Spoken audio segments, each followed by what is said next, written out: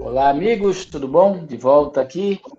Eu, Milton Henriques, o professor Joel Paese, membros do Instituto Mediterrâneo, né, como a gente já se habituou, para falar, né, nesse breve momento aqui, semanalmente, a respeito de algum tema que a gente entenda que é bom não só para o debate público, a gente costuma dizer, né, professor, é bom também para nossa formação interior, porque é muito comum pessoas bem intencionadas querer contribuir para o debate público, tentar com o seu interior organizado, harmonizado, estruturado. Então, a verdadeira essência do homem está quando ele está é alcançado, né? Quando ele está com esse interior harmonizado. E aí a gente vai falar um pouco dessa desarmonia que reina na sociedade, né, professor? Não só os aspectos externos, que a gente tem vários exemplos para citar, mas, sobretudo, nos aspectos internos, que, na minha percepção, eu queria ouvir o senhor sobre isso, são os principais motivadores do caos e da desordem que a gente vive e vê a todo momento na nossa sociedade, né? A gente está vivendo épocas de inovações tecnológicas nunca antes imaginadas, né? Conforto, níveis de avanço da saúde, da medicina. A alimentação deixou de ser um problema para a sociedade. É óbvio que ainda existem bolsões de misérias, mas, de uma forma geral, a maior parte da população do mundo tem acesso à alimentação, à água, né? Hoje, morre mais gente por conta de excesso de alimentação do que pela falta. Então, a gente percebe que, de uma forma geral, a qualidade de vida do ser humano melhorou, né? A gente pode apontar diversos aspectos nesse sentido. Porém, e aí, daí surge o tema dessa nossa live de hoje, nos aspectos comportamentais, nos aspectos humanos, nos aspectos relacionados à, à capacidade de ter empatia e de se relacionar com o próximo, e parece que a gente tem dado provas de que alguma coisa está fora dos eixos, né? A gente tem um século, o século XX e agora o século XXI, marcado por uma série de eventos gravíssimos, né?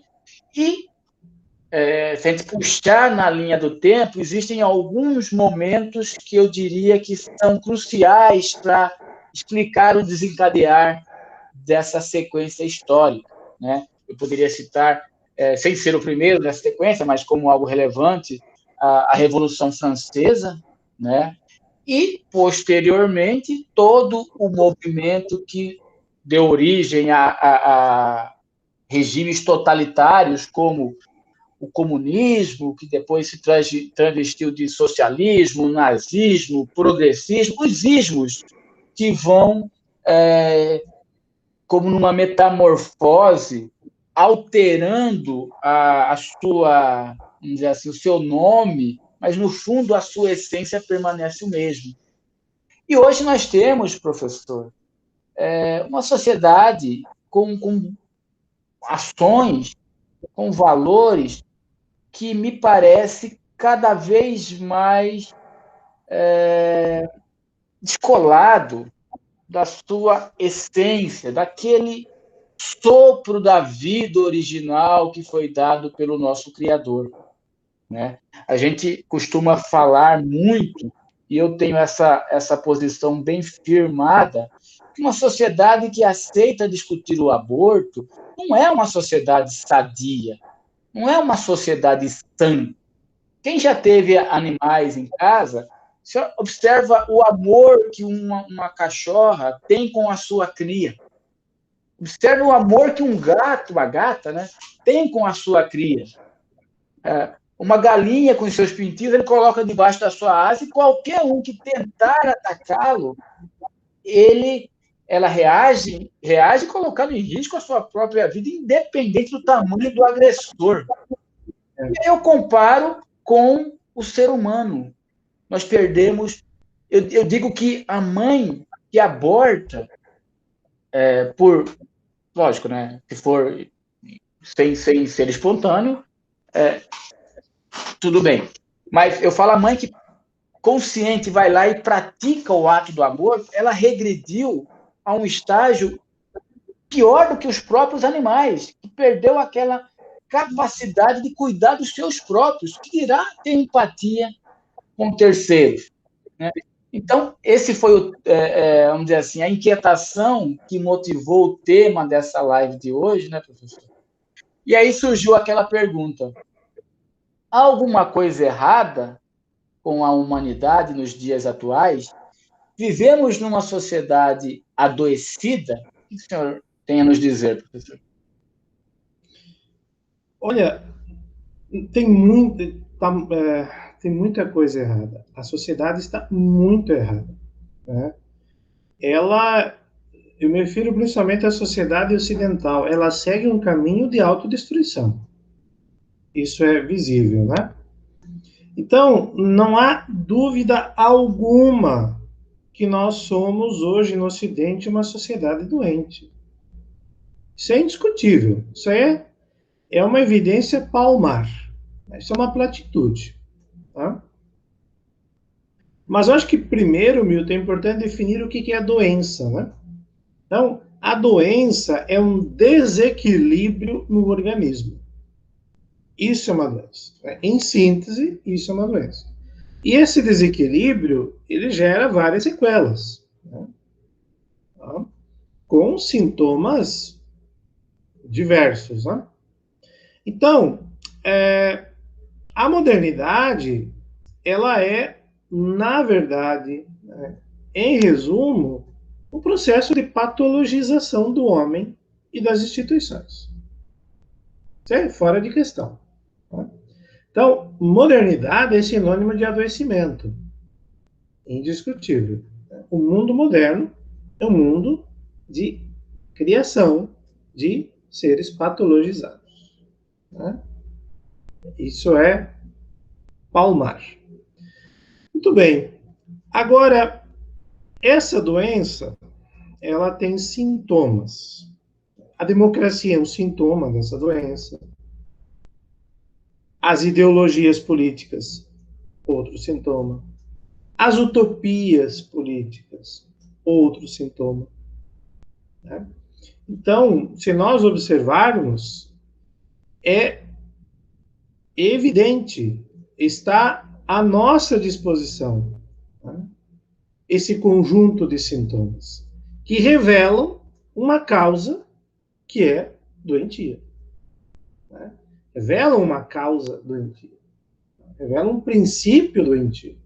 Esse princípio doentio se chama materialismo. Então, o materialismo, que passou a ser o metro, né, o parâmetro, que na política, por exemplo, está ligado ao cinismo, como nós vimos, né, na nossa última live, o Teatro dos Cínicos, né? Esse materialismo é um tsunami que devastou os fundamentos espirituais da sociedade ocidental. É indiscutível isso. Né? Agora, como que essa doença ela funciona?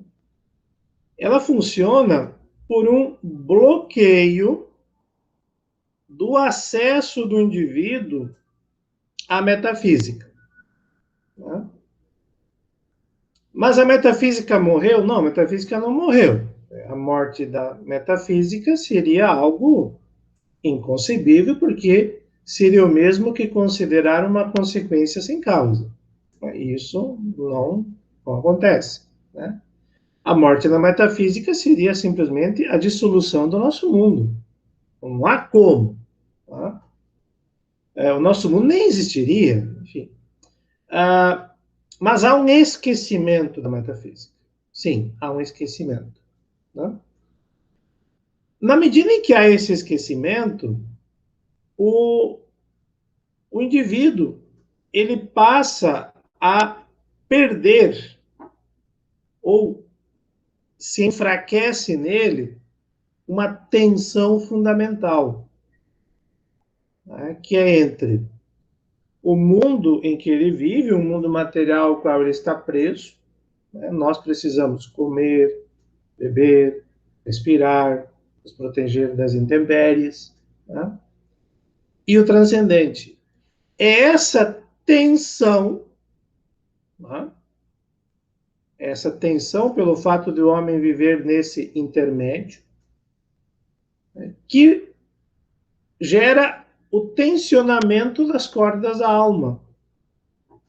E o homem, ele de fato, né, por esse tensionamento das cordas de sua alma, né, ele consegue produzir a música da existência. Né? Só a música se houver uma tensão. Essa música criadora da ordem, né? E aqui, por exemplo, a metáfora de Tolkien em O Silmarillion é brilhante, né?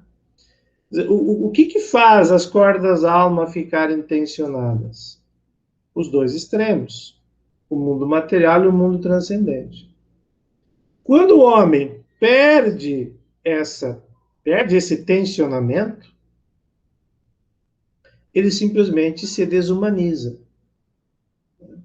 E as suas potencialidades, elas vão se encolhendo, né? O homem vai perdendo capacidade de transformar a sua potência em ato. E isso vai gerar inúmeras consequências, né? Ou seja, há um processo de desumanização. Essa desumanização, ela vai ter vários momentos, né? Assim, marcantes. E o século XX foi pródigo deles, né? Como é, por exemplo, né, o fenômeno totalitário, né? Como é, por exemplo, hoje, realidades como Cuba, Coreia do Norte, né? Mas, assim, o que marcou mesmo, né, foi o assassinato em massa, né? Produzido pelo comunismo, pelo nacionalsocialismo, né? Então, isso mostra o quê? Mostra esse processo de desumanização. A alma humana, ela foi distensionada, porque ela perdeu, né?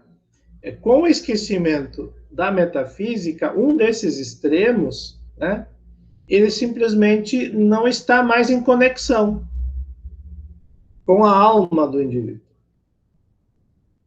Ao acontecer isso, né, o indivíduo ele começa simplesmente a focar exclusivamente na realidade material, né, ele reduz a sua existência à experiência sensível, né, ele não consegue mais ultrapassar isso, né, e aí ele vai simplesmente perder qualquer capacidade de conexão com aquilo que é sublime.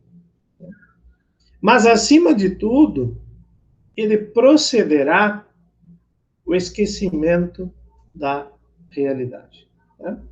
Ele virará as costas à realidade. Ele passará a viver em um mundo puramente supersticioso, fantasioso, imaginário. Não que a fantasia e a imaginação sejam nocivas. Não. Elas são mecanismos onde o homem consegue expressar e tornar em ato inúmeras potencialidades suas. Mas em um contexto onde o referente objetivo ele é perdido, né, resta o quê? Resta um solipsismo. Né? Resta uma fantasia que não consegue ultrapassar os limites do sensível. Não consegue, né? Então, o indivíduo, ao perder o referente objetivo, ele passa a viver em função de suas produções imaginárias. Né? Um exemplo disso são as utopias políticas modernas. Elas simplesmente dissolveram, né, os fundamentos, ou dissolveram, eu acho que não é o termo, porque esses fundamentos são eternos, né? Eles pertencem à estrutura profunda da realidade. Mas eles levaram ao esquecimento tal, né? As utopias políticas, as ideologias levaram ao esquecimento total desses fundamentos, que o homem hoje vive apenas em função de delírios, né? Eu digo no universo utópico, né? A política moderna é um processo cada vez mais delirante, né? A política moderna é uma prática cada vez mais delirante, porque as utopias e as ideologias políticas, elas ganham terreno, né? Elas estão em um ritmo galopante, né? De conquista de mais e mais adeptos, mais e mais mentes dentro da política, né? Dentro do universo político. O que acontece com isso? Um desequilíbrio. Então, a realidade ela é esquecida, né? O parâmetro objetivo é esquecido, e o homem vive em função apenas de suas criações. Por isso que todo movimento revolucionário é antitradicional. E ao ser antitradicional, ele é antimetafísico.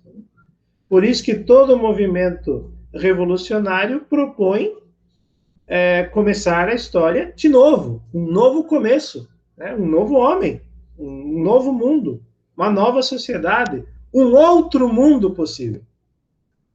Por quê?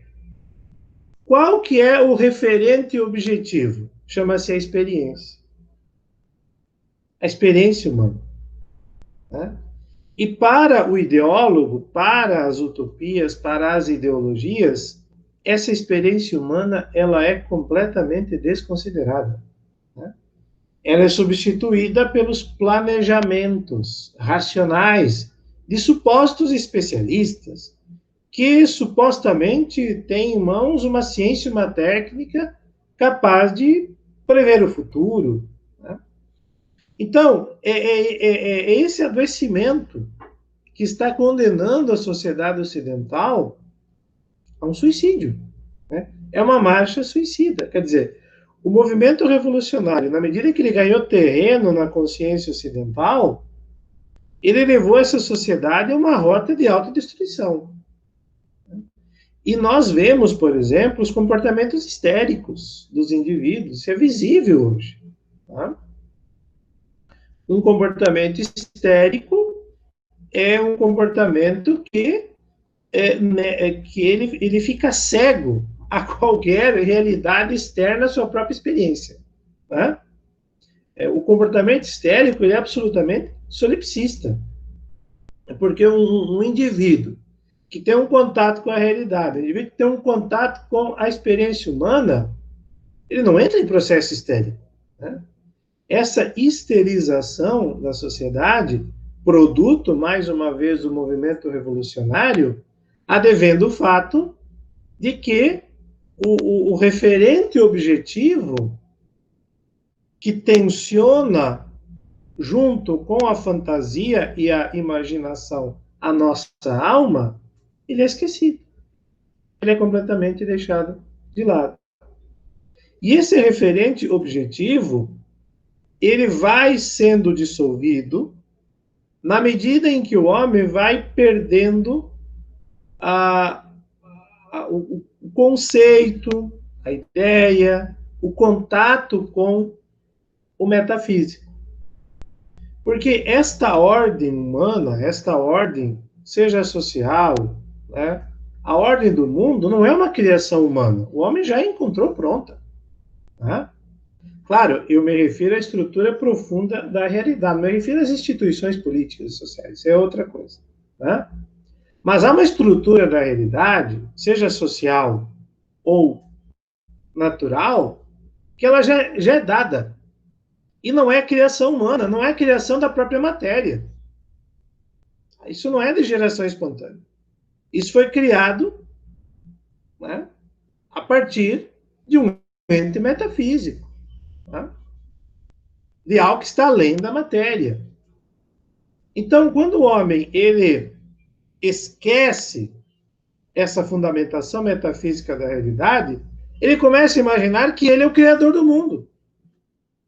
Ele começa a imaginar que tudo é o resultado da sua ação, do que ele fez. E se ele fez, ele pode desfazer.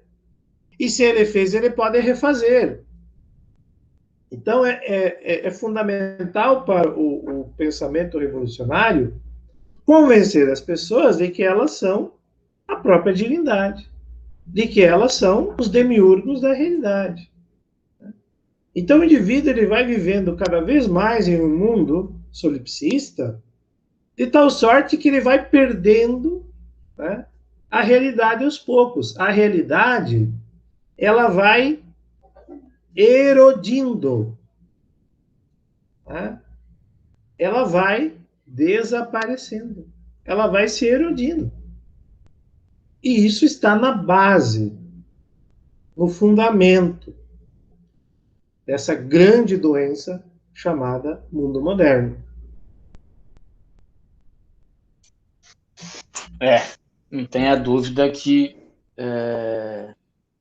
alguma coisa no pensamento atual, né, vigente na sociedade, nos leva a crer que há um deslocamento muito grande, né? Não só em relação à realidade, mas em relação a tudo aquilo que o homem construiu ao longo de toda a sua história, né? Na semana passada a gente falou a respeito da democracia, né? E aí o Wegener falava que a salvação seria o homem concreto olhando as realidades a partir de toda a sua história, toda a sua evolução, né?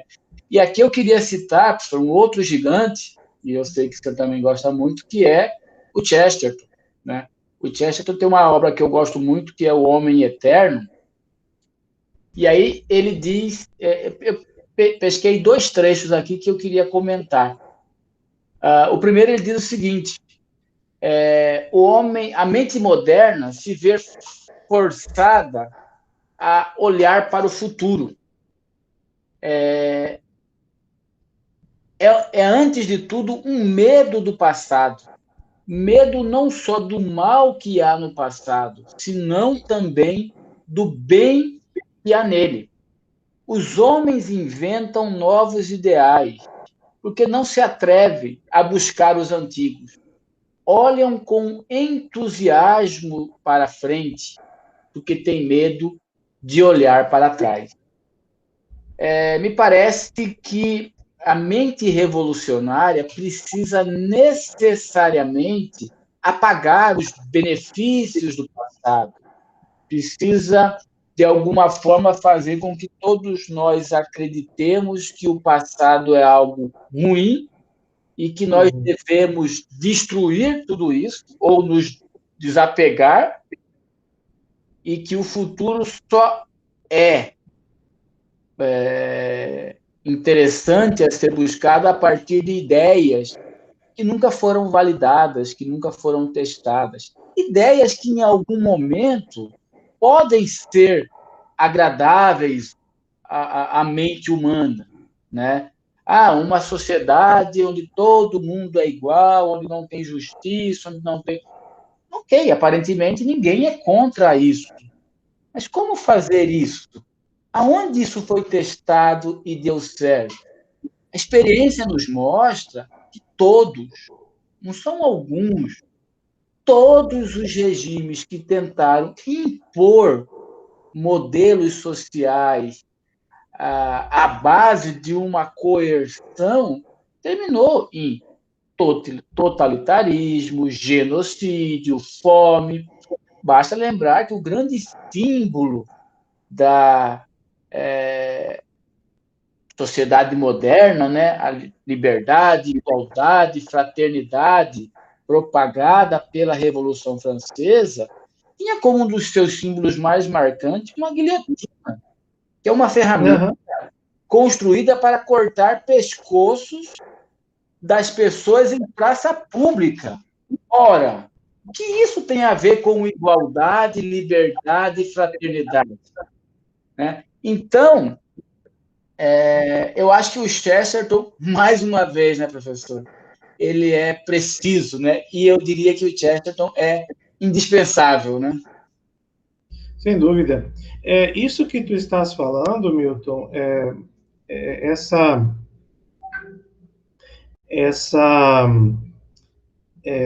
afirmação do Chesterton, né, me lembra muito um pensamento que agora eu não me recordo se não é dele, mas quem cita é o Eliot, né? Grande Thomas Stearns Eliot, o grande poeta do século XX, segundo alguns o maior deles, conservador, deixa bem claro, católico. Ele vai falar do pacto entre os vivos e os mortos. Então, esse pacto entre os vivos e os mortos é que o movimento revolucionário dissolve. E é esse pacto entre os vivos e os mortos que o movimento conservador não abre mão. Né? Não abre mão. É isso que o Chesterton fala, né? Não tem coragem, o moderno não tem coragem de enfrentar, de deparar-se com a grandeza do passado. Ele não tem coragem. Ele não tem coragem para isso. Né? Então, o que ele faz? Vamos acabar com o pacto. É simples. Né? Uma das questões mais interessantes a se observar no movimento revolucionário, e aqui, claro, falamos de iluminismo, por exemplo, né? Que é a grande mãe, né, de todos os movimentos revolucionários aí do século XIX, do século XX, né? Mas que tem uma raiz mais profunda que é o próprio protestantismo, né? E que nós podemos voltar ao nominalismo, mas enfim. Dizer, tudo volta no nominalismo, é impressionante, né? Quando falamos de movimento revolucionário, sempre... mas é o protestantismo. Não haveria protestantismo sem nominalismo, esquece. Não teria como. Pois bem, ou nós mantemos esse pacto entre os vivos e os mortos, ou simplesmente nós estamos condenados. Né? Porque aí nós vamos voltar àquela visão doentia, que eu chamava a atenção antes, e que o mundo é uma criação nossa. Né? De que a experiência humana não tem nada a nos ensinar. De que nós temos meios, dispositivos para fazer e refazer a sociedade ao bel prazer. Né? Que nós podemos criar o mundo que nós queremos, que nós podemos criar um outro mundo possível. Não, isso é doentio, porque isso nega a realidade. Ao negar a experiência histórica. A experiência histórica diz, não, isso não funciona. Não funciona. Porque é uma ordem profunda. Essa ordem profunda é inabalável. Comerás o pão com o suor do teu rosto. Não há como fugir das mediações. Não há como fugir das mediações. Mas o movimento revolucionário tem o pensamento mágico. Né? Ele não quer enfrentar o mundo das mediações. Por isso que é um mundo de abstrações. Um mundo puramente abstrato. E assim, há a marcha da insanidade, né, rumo a um desastre muito previsível. As utopias políticas estão aí, né, para mostrar que toda vez que elas tentaram, né, toda vez que se tentou realizar utopias políticas, se gerou, na verdade, o inferno na Terra. Então, é esse adoecimento, né? Que ele tem como base a negação do passado, negar o passado e negar a realidade, negar o passado e negar a experiência humana. São esses homens concretos, que vivem um mundo concreto. Eles são a nossa salvação. Os valores concretos é o que pode nos redimir, não valores abstratos. Valores abstratos são um sintoma de adoecimento, pela perda da realidade. Talvez essa covardia em olhar o passado, né, seja talvez a dificuldade de enfrentar que o ser humano é insignificante em relação a toda a existência, né? O homem hoje ele vive de querer mostrar uma grandeza que, na verdade, nós sabemos que não é compatível com a natureza do próprio homem, né? Então, reconhecer o passado, reconhecer que a gente é um pequenino pedaço nesse processo grandioso, nos colocaria de volta à nossa pequenez, né? E aí, professor, eu queria trazer mais um trecho do Chesterton para a gente caminhar para o final, onde ele diz o seguinte: esta é a grande heresia moderna, que modificou a alma humana a fim de adaptá-la à circunstância, em vez de modificar a circunstância humana para adaptá-la à alma humana. Então, me parece que o Chesterton, de novo, né, é um daqueles gigantes que a gente lê e fala, poxa, ele viu isso há quanto tempo atrás e hoje eu não consigo enxergar. Como ele é capaz de nos iluminar. É bem isso, né? A alma humana foi alterada, né? Então, talvez a doença que a gente trouxe como questionamento para essa live tenha aí um ponto sensível nesse diagnóstico, vamos chamar assim, né? A alma humana foi alterada para se adaptar aos tempos modernos. Por aí, né? Sem dúvida. A gente falava antes de sintomas, né? Essa grande patologização do mundo, chamada modernidade, ela tem três grandes meios de realização. São três engenharias. É a engenharia da alma, é a engenharia da sociedade e a engenharia da natureza. Stalin, veja que interessante, né? Ele, se eu me recordo bem, foi em um evento sobre a obra de Máximo Gorki, Milton. Máximo Gorki era um dos grandes expoentes, né, do governo soviético, né? E ele era um poeta, enfim, né? E nesse evento, ele definiu o literato, em especial o poeta, como o engenheiro da alma. Quer dizer, isso só pode vir de uma mente doentia, né? Não existe engenharia da alma. A alma está dada, a alma é uma criação divina, está pronta e acabada, né? Aí está a alma humana, né? Pois bem, mas o iluminismo não, ele quer propor a engenharia da alma, a engenharia da sociedade, a engenharia da natureza, né? Com base nessa visão arrogante, né? Tu falou uma coisa assim muito interessante, que não diria assim conservador, mas enfim, o indivíduo realista, ele é humilde, né? Ele vê o passado e diz, puxa vida, eu tenho muito a aprender ainda, né? Só sei que nada sei. Mas não, o moderno, ele diz, tudo que eu sei é que eu sei tudo, né? Então, é isso aí, né? É exatamente o antípoda, né? Daquela visão mais contida, né? Mais prudente, né? Acho que aqui é importante, né, nós voltarmos ao velho Burke, né? Quando ele fala que a política tem que ser baseada na prudência, né? E tudo que o revolucionário não é prudente, né? Ele não é prudente. E por não ser prudente, ele é arrogante. E ele é arrogante porque ele quer propor essas três engenharias. Não há condições, né? Acho que o Chesterton ele foi, mais uma vez, preciso, né? O grande sonho moderno é a engenharia da alma, né?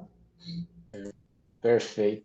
O senhor me fez lembrar uma frase que é do Isaac Newton. Ele diz assim: se eu vi mais longe, foi por estar sobre ombros de gigantes, né?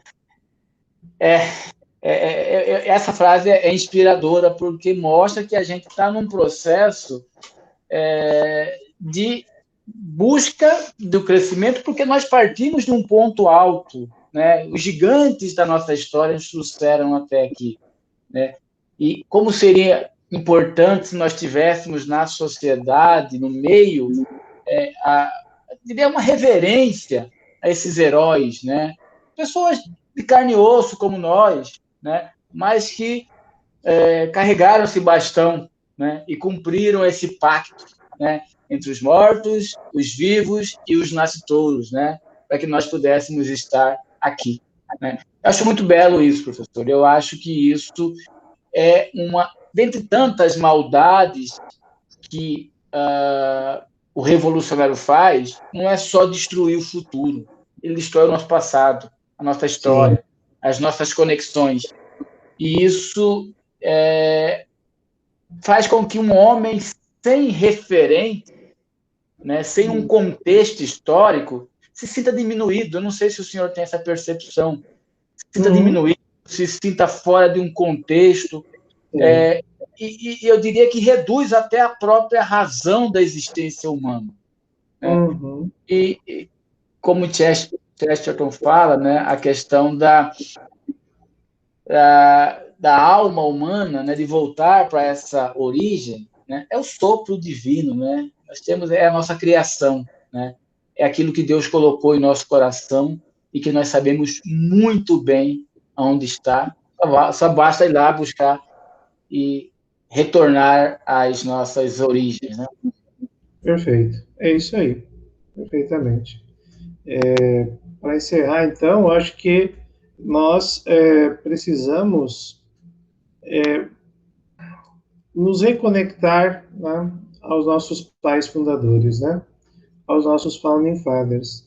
E os nossos founding fathers moraram em 3 cidades: Jerusalém, Atenas e Roma.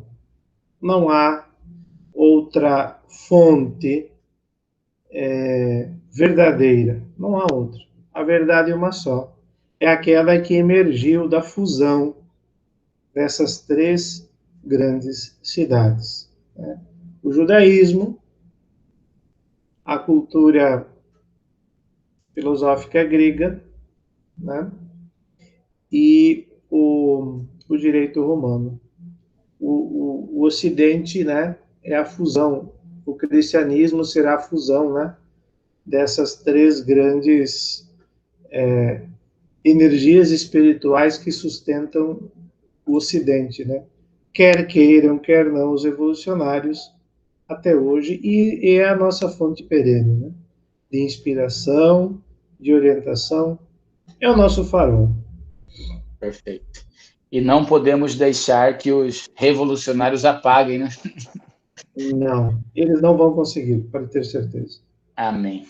Era isso, professor. Mais uma vez, eu acho que o tema foi proposto, né? Ele foi alcançado. Eu acho que faz a gente refletir em muitas questões, né? E, sobretudo, em relação, de novo, à nossa origem, à nossa existência, aos sentidos e o significado da nossa própria vida, né? É a paz interior que todos nós precisamos buscar. Perfeitamente. É isso, então, professor. Mais uma vez, a missão foi cumprida, né? Na semana que vem, a gente volta aqui com mais um tema para discussão. Boa noite, Ótimo. professor. Boa noite, Milton. Grande abraço, fique com Deus. Boa noite a todos. Grande abraço. Fiquem com Deus e até a próxima. Tchau, tchau.